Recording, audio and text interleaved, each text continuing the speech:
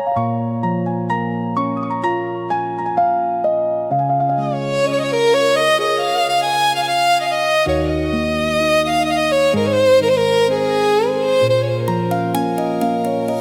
ង្គុយម្នាក់ឯងសំឡឹងទៅមេឃដ៏សែនឆ្ងាយនឹកដល់រឿងរ៉ាវដែលយើងធ្លាប់ឆ្លងកាត់ជាមួយគ្នាពាក្យសន្យាទាំងប៉ុន្មានឥឡូវរលាយបាត់អស់ហើយបន្សល់ត្រឹមតែខ្យល់ត្រជាក់បោកបក់មកលើកាយ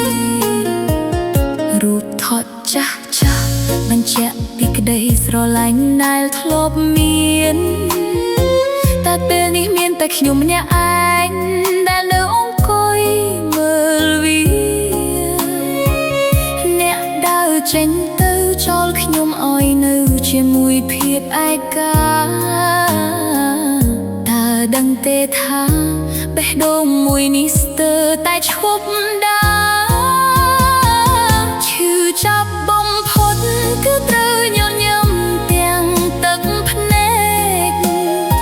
មើលអ្នកដើរចេញទៅរកអ្នកថ្មីដែលល្អជាងខ្ញុំ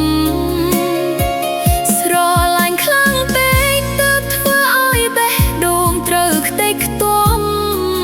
ពាក្យថាស្រឡាញ់រហូតឥឡូវคล้ายជាពាក្យកុហកលីហើយមកចាស់ចិត្តលីហើយស្នេហាដែលធ្លាប់ផ្អែមល្ហែម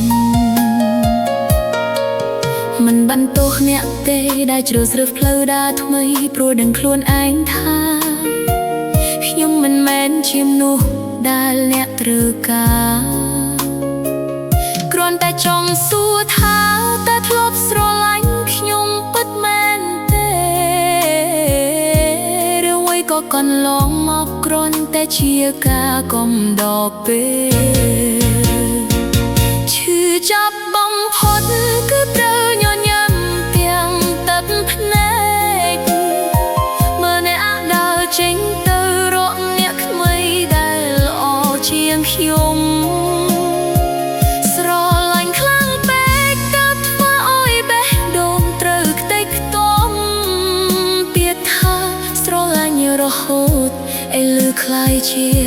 ពាក្យកុហក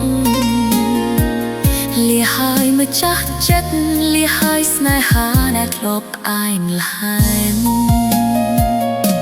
បើមានជាតិក្រោយសូមឲ្យយើងកុំជួបគ្នា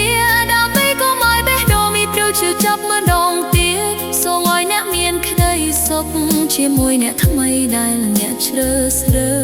ស